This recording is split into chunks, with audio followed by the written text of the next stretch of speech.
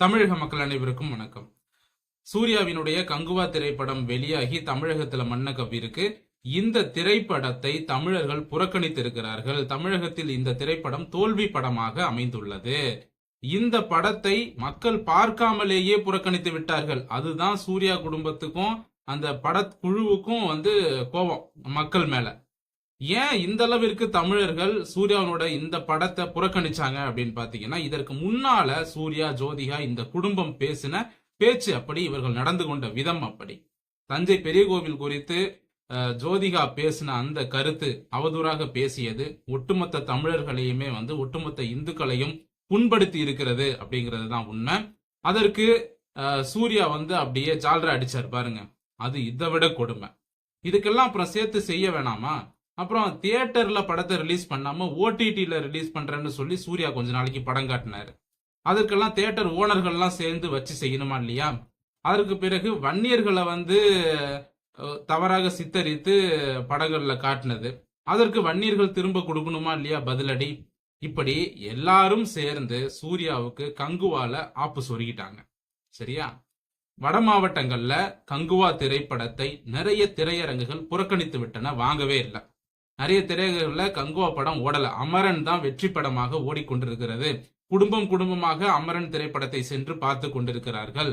சரி, ஓகே, தமிழர்கள் இந்த படத்தை புறக்கணித்து விட்டார்கள், படத்தை பார்க்காமலேயே புறக்கணித்து விட்டார்கள், மிக நல்லது. சரிங்களா? ஆனா இந்த படம் எந்த உள்நோக்கத்தோடு எடுக்கப்பட்டது? இந்த படத்தினுடைய கதை யாரை சுட்டி காட்டுகிறது? தமிழர்களை காட்டு மிராண்டிகளாக சித்தரித்து படம் எடுக்கப்பட்டிருக்கிறதா? இதெல்லாம் உண்மையா அப்படின்னு இந்த பதிவுல நான் சொல்லியே ஆகணும். சரிங்களா? தமிழர்களை காட்டு மிராண்டிகளாக சித்தரித்து உள்நோக்கத்தோடு எடுக்கப்பட்டிருக்கிறது இந்த திரைப்படம். இந்த படத்துல கதை அப்படின்னு எடுத்துக்கிட்டா ஒரு 5 தீவுகள் இருக்கிறது. இந்த 5 தீவுகள்ல 5 விதமான இனக்குழுக்கள் வாழுறாங்க. அதுல பெருமாச்சிங்கிற தீவுல சூர்யா வாழுறாரு.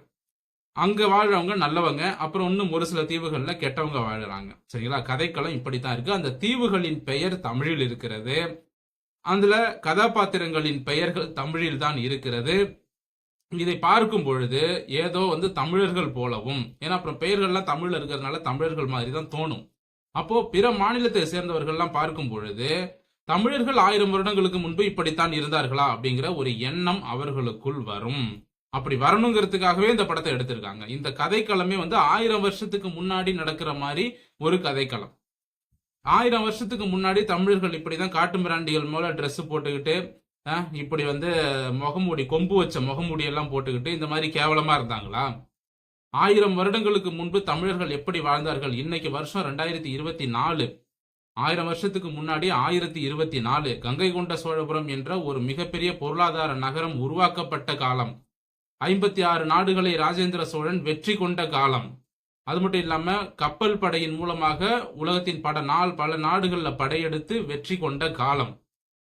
அறிவியல், விஞ்ஞானம், பொருளாதாரம், அரசியல், நிர்வாகம், கல்வி, உணவு உற்பத்தி, தொழில்துறை என அனைத்து துறைகளிலும் தமிழர்கள் உச்சம் பெற்ற காலம்.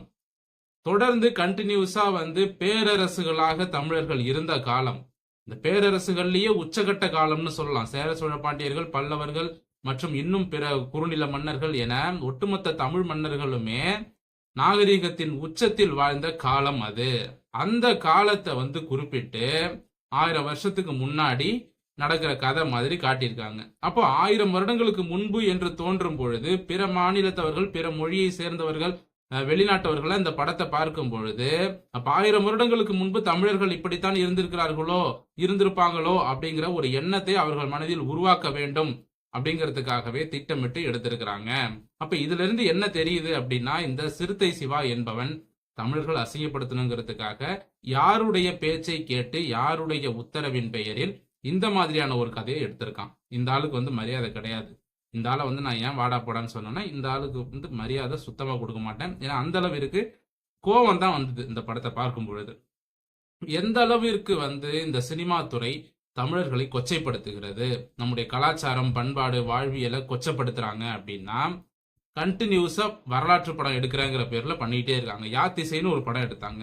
அதுலயும் பாண்டியர்களுடைய கதைக்களம். அதுலயும் பாத்தீங்கன்னா தமிழர்களை காட்டு மிராண்டிகள் போலதான் காட்டியிருப்பாங்க. எதுக்காக இப்படி காட்டணும்? ஏற்கனவே பாகுபலி படத்துல வடவேங்கடம் திருப்பதி மலையிலிருந்து தெற்கு பகுதியில காலகேயர்கள் வாழ்றாங்க அப்படின்னு சொல்லி தமிழர்களை சுட்டி காட்டினதையே வந்து நம்மளால பொறுத்துக்க முடியல. பாகுபலி நல்ல படமா இருந்தாலும் அந்த ஒரு விஷயத்துல நாம வந்து எதிர்ப்பெல்லாம் தெரிவிச்சோம். இது வந்து தமிழர்களை வந்து காலகேயர்களாக சித்தரிப்பது போன்று இருக்கிறது அப்படின்லாம் வந்து நம்ம சொல்லியிருந்தோம். குமரி முதல் வடவேங்கடம் வரை தமிழர்கள் வாழ்ந்தார்கள், இது வந்து தமிழர் நிலம் அப்படின்னு சங்க இலக்கியங்கள்ல இருக்கு. அந்த வடவேங்கடம் மலையிலிருந்து தெற்கு பகுதியில் தான் அந்த பாகுபலியில காட்டியிருக்கிறாங்க. சரிங்களா? அப்ப இருந்தே வந்து இந்த மாதிரியான இழிவுபடுத்தக்கூடிய காட்சிகள்லாம் ஒரு பக்கம் வச்சுக்கிட்டு தான் இருக்காங்க. தொடர்ந்து ஏன் வரலாறுகளோடு தமிழர்களை சம்பந்தப்படுத்தி, சரிங்களா, தமிழர்களின் வரலாறுகளை வந்து உள்ள கொண்டு வந்து கற்பனை கதைன்னு மக்கள் முன்னாடி காட்டி அதை ஏன் வந்து கொச்சப்படுத்தணும்? சரிங்களா? யாத்திசையிலையும் அதை தான் சொல்றோம், இந்த கங்குவாலையும் இதைத்தான் சொல்றோம். இன்னும் இந்த மாதிரி எத்தனை படங்களை வந்து எடுக்க போறாங்கன்னு தெரியல. தெலுங்குல வந்து ராஜராஜ சோரா அப்படின்னு ஒரு படம் ஒன்று எடுத்தாங்க. அப்படின்னா சோரானா திருடன் அர்த்தம். ராஜராஜ சோரா, ராஜராஜ திருடன் அப்படின்னு சொல்லி தெலுங்குல ஒரு படம் எடுத்தாங்க. சரிங்களா?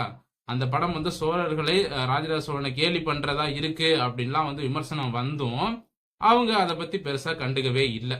சரிங்களா? அப்போ இந்த அளவிற்கு வந்து எதனால இந்த சினிமா துறை இப்படி மாறி இருக்கு அப்படின்னு கேட்டீங்கன்னா, இந்த சினிமா துறையில கிறிஸ்தவ மிஷனரிகள், இடதுசாரிகள், அந்நிய சக்திகள், சரிங்களா, இந்தியாவை வந்து இஸ்லாமிய நாடா மாத்தணும்னு ஒரு கூட்டம் சுத்துது, கிறிஸ்தவ நாடா மாத்தணும்னு ஒரு கூட்டம் சுத்துது. இவங்களுக்கெல்லாம் பொது எதிரியா யார் இருக்காங்க அப்படின்னா நம்முடைய முன்னோர்கள், மன்னர்கள், அவங்க உருவாக்கி வச்ச கோவில்கள், கலாச்சாரம், பண்பாடு, அதை இன்னும் நம்ம ஃபாலோ பண்றோம் இல்லையா, அதை கொச்சைப்படுத்த வேண்டும் என்பதற்காக இந்த சினிமா துறையின் மூலமாக இப்படி இந்த மாதிரி எல்லாம் வந்து இவங்க இழிவுபடுத்துறாங்க. இந்த கூட்டத்திற்கு ஆதரவாக பின்புலமாக இருப்பதுதான் திராவிட இயக்கங்கள், இந்த திமுக குடும்பம். இந்த திமுகவை அழிச்சிட்டாலே தமிழ்நாடும் நல்லா இருக்கும், தமிழ் சினிமாவும் நல்லா இருக்கும். ஏன் தென்னிந்திய சினிமாவே நல்லா இருக்கும் அப்படின்னு தான் நான் சொல்றேன். தென்னிந்திய சினிமாவையுமே கட்டுப்படுத்துகிறது இந்த திமுக குடும்பம் என்பதுதான் உண்மை. அதுலயும் வந்து தமிழ் சினிமா சொல்லவே தேவையில்லை. 99% என்பது முழுக்க முழுக்க நம்முடைய கலாச்சாரத்திற்கு எதிரான கூட்டம் சினிமா துறையில இருக்கிறது. நான் சினிமா துறையில வேலை பார்த்தவங்கிற முறையிலையும் சொல்றேன்.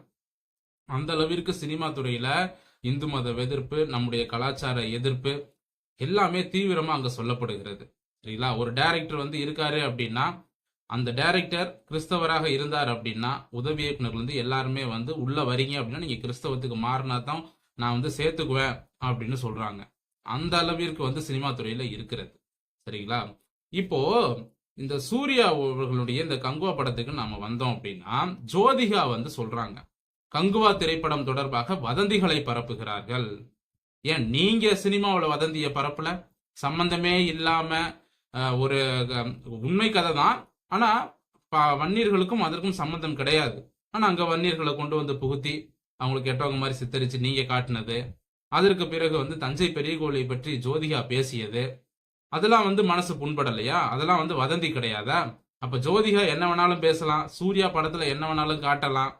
அப்ப நாங்க மட்டும் எதிர்வினை ஆற்றக்கூடாது, அப்ப நாங்க எதிர்த்து பேசினா மட்டும் வதந்திகளை பரப்புறாங்க, படம் நல்ல படம், படத்தை பத்தி பொய்யான கருத்துக்களை சொல்றாங்க அப்படின்லாம் சொல்றாங்க. படம் நல்ல படம் தான், மேக்கிங் நல்லா தான் இருக்கு, ஆனா போஸ்ட் ப்ரொடக்ஷன்ல நிறைய சொதப்பல்கள் இருக்கு. அதை பத்தி பேசுவாங்களா ஜோதிகா? போஸ்ட் ப்ரொடக்ஷன்ல நிறைய கோட்டை விட்டாங்க. படம் நல்ல படம் தான், சரிங்களா, ஹாலிவுட் ரேஞ்சுக்கு எடுக்கணும்னு ட்ரை பண்ணியிருக்கிறாங்க, ஆனா வந்து அந்த தரம் என்பது இல்லை. சினிமாவில் படம் எடுக்கும் பொழுது படத்துல வந்து பாத்தீங்கன்னா ப்ரீ ப்ரொடக்ஷன், ப்ரொடக்ஷன், அப்புறம் போஸ்ட் ப்ரொடக்ஷன் மொத்தம் 3 கேட்டகரி இருக்கு.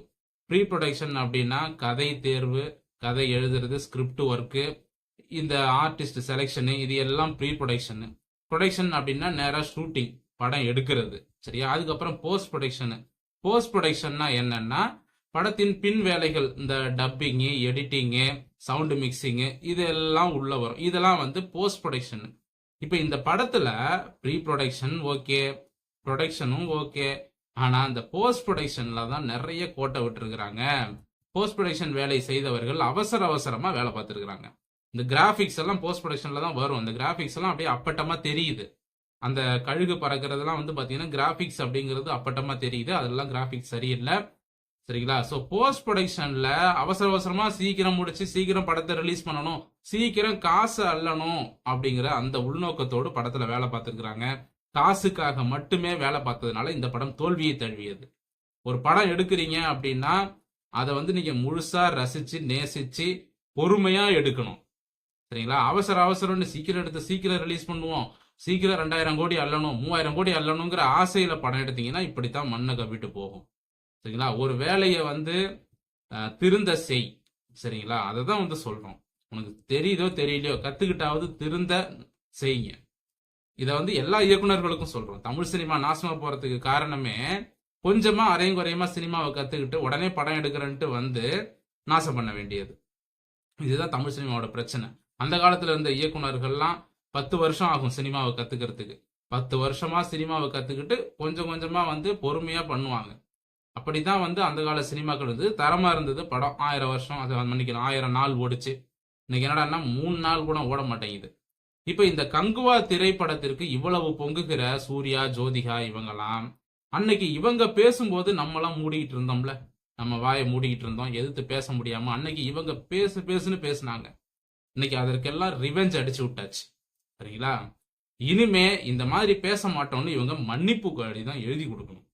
சூர்யா தோல்விக்கு காரணமே வந்து இந்து மத எதிர்ப்பு. அதே போல வந்து தஞ்சை பெரிய கோயில் பற்றி தப்பா பேசினது ரெண்டாவது. அதுக்கப்புறம் வந்து திமுகவுக்கு ஆதரவாக இருந்து கொண்டு பாஜகவை எதிர்த்தது. இதையெல்லாம் வந்து சூர்யா செஞ்ச தவறு. தியேட்டர் ஓனர்களை பகிச்சுக்கிட்டது, வன்னியர் சமூகத்தை பகிச்சுக்கிட்டது, இவ்வளவும் சேர்ந்து உங்களுக்கு ஒரே படத்துல ஆப்படிச்சிருக்கிறாங்க. ஸோ தமிழக மக்களே, சினிமா துறையை நீங்க வந்து புறக்கணிக்க வேண்டாம். சரிங்களா? படம் பாருங்க. ஆனா ஒரு படம் பார்க்கும்பொழுது அந்த படம் அந்த கதையில என்ன சொல்ல வராங்க, அது யாரை தாக்கி பேசுகிறதா இல்ல குறிப்பிட்ட நபர்களை இழிவுபடுத்துதா, அதையெல்லாம் பாருங்க. நம்முடைய கலாச்சாரம் பண்பாட்டெல்லாம் வந்து கேவலப்படுத்துறாங்களா, அந்த மாதிரியான படங்கள் எடுக்கிறாங்களா, தயவு செஞ்சு புறக்கணிச்சிடுங்க. அது எப்படிப்பட்ட நடிகர் நடிகை நடிச்சிருந்தாலும் அந்த படங்களை புறக்கணித்து விடுங்கள் என்பதை நான் சொல்லிக் கொள்கிறேன். நீங்க இந்த மாதிரி புறக்கணிச்சாதான் இவங்க திருந்துவாங்க, இவங்க அடங்குவாங்க. அவங்க எப்படி படம் எடுத்தாலும் நீங்க போய் காசு கொடுத்து பாக்குறீங்க பாத்தீங்களா, அந்த திமிர்ல தான் அவங்க என்னென்ன வேணாலும் பண்ணுவாங்க. அதனால நீங்க புறக்கணிச்சு பாருங்க. சரிங்களா? ஒதுக்குங்க. அப்புறம் தன்னால எல்லாரும் மாறுவாங்க. இந்த பதிவு இத்துடன் முடிவடைகிறது. இந்த பதிவு பற்றிய உங்களுடைய கருத்துக்களை கமெண்ட் செக்ஷன்ல தாராளமா பதிவு செய்யலாம். மீண்டும் அடுத்த நல்ல பதிவோடு உங்களை வந்து சந்திக்கிறேன். நன்றி, வணக்கம்.